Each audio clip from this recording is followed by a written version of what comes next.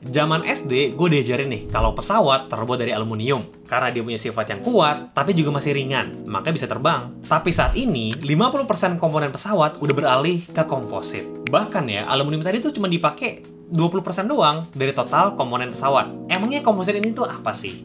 Emangnya dia sebagus apa sampai bisa ngubah yang awalnya 80% aluminium jadi cuma 20%? Halo semuanya, gue Rakil dari Material Rakil. Kalian pernah dengar gak sih yang namanya carbon fiber?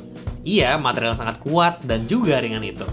Nah, karena sifat yang kuat dan ringan ini, dia sering banget digunain untuk alat olahraga, untuk mobil F1, bahan bangunan, bahkan digunakan juga nih untuk pesawat yang dari tadi kita omongin. Tapi banyak banget nih yang belum tahu kalau misalkan carbon fiber itu adalah contoh dari material komposit. Lantas, komposit itu apa sih sebenarnya? Berdasarkan dosen komposit yang ahli banget nih di ITB, komposit adalah gabungan antara dua atau lebih material yang ketika kita gabungkan nih, sifat gabungan tersebut lebih unggul dibandingkan sebelum kita gabungkan mereka. Tapi, selain itu, komposit juga harus nih bisa dibedakan secara kasat mata. Alias bisa kita bedain nih, yang mana komponen A dan yang mana komponen B. Nah, jadi nih, definisi tadi adalah definisi yang gue pegang sampai sekarang tentang apa itu material komposit. Sekarang nih, harusnya kalian cukup paham ya mana material komposit dan mana juga yang bukan. Ayo, kita tes yuk, kita latihan. Gue bakal ngasih tau nih 3 benda ini dan kalian tebak apakah dia termasuk material komposit atau bukan.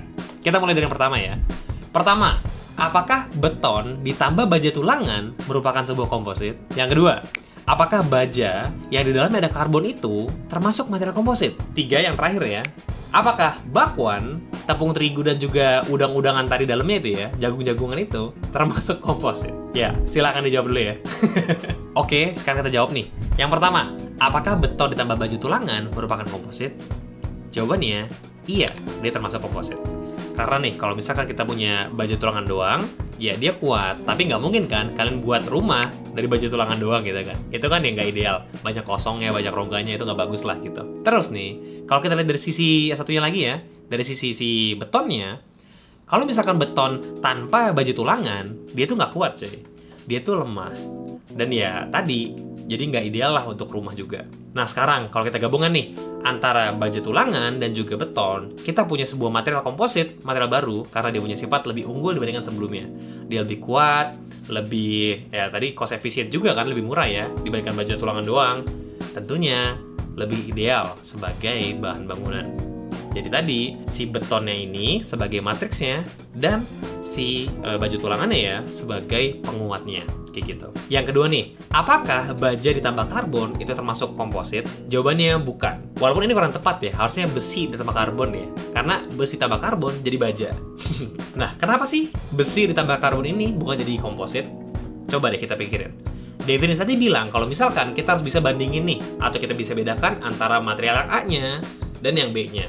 Kalau di sini, baja, karena tadi terbuat dari karbon dan juga ya besi gitu ya, kita tuh nggak bisa lihat, nggak bisa bedain yang mana karbonnya dan yang mana besinya. Kita perlu mikroskop dulu. Jadi ya nggak kasat mata lah. Inilah yang ngebuat kita nggak anggap sebagai komposit. Karena balik lagi, harus bisa dibedakan nih komponen-komponennya. Dan ketiga, bakwan. Apakah bakwan adalah komposit ya? Ini sebenarnya pertanyaan gue juga ya. Gue merasa bakwan tuh cukup jadi komposit.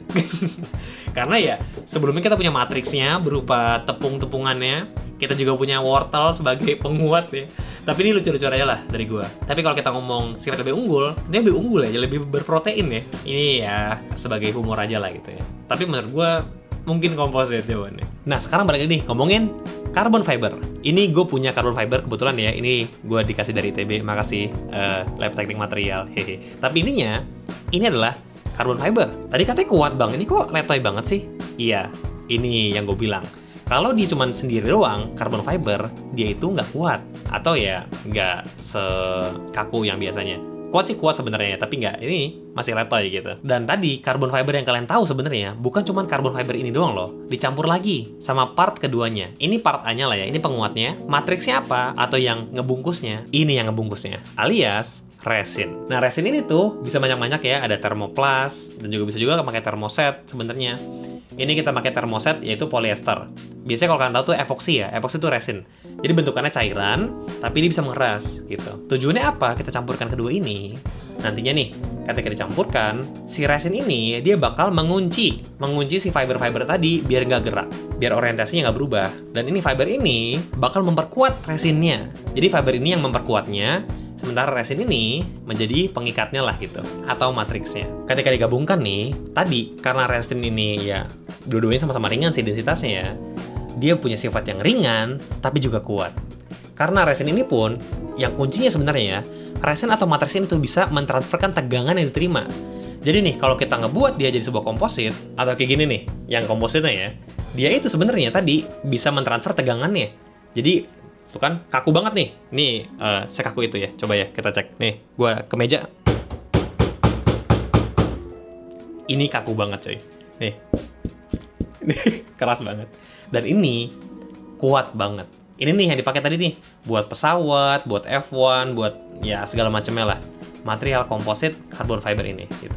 Jadi kalau kita simpulin nih, carbon fiber terbuat dari pertama ada reinforce-nya ini atau penguatnya si carbon fiber itu sendiri, ditambah dengan matriks yang bisa berupa ini ya, resin gitu, resin termoset.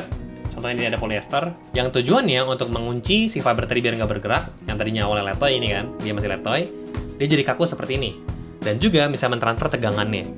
Jadi sebuah kesatuan, yaitu material komposit CFRP atau Carbon Fiber Reinforced Polymer. Dan ini deh material yang disebut komposit, atau jenisnya komposit.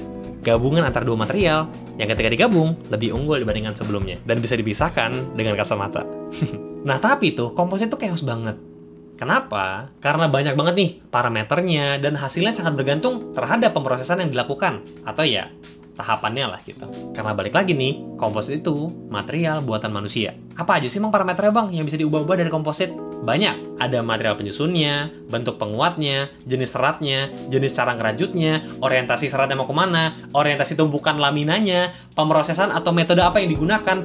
Banyak banget nih yang bisa kita mainin kalau kita ngebuat material komposit. Tapi nih, di sisi positifnya, hal itu bisa buat kita banyak banget berekayasa. Ini beneran deh, material komposit itu material paling banyak direkayasa. Dan tadi, bisa banyak banget lah lu ubah-ubah. Dan kalau kalian jadi ahli komposit yang bisa ngitung dan bisa merancang komposit seenak jidat lo ya, wah ini potensinya sangat besar dan luas banget. Karena banyak banget sekarang yang udah pindah nih, awalnya dari material biasa, jadi komposit. Contohnya pesawat yang tadi di awal kita omongin. Nah, sebagai pemantik nih, untuk topik bahasan ya, kayak biasa di komen, menurut kalian nih, kalau misalkan ada material yang ternyata punya sifat sama kayak komposit, tapi ya di satu komponen doang, nggak usah digabung-gabung, kira-kira komposit dibutuhkan nggak sih?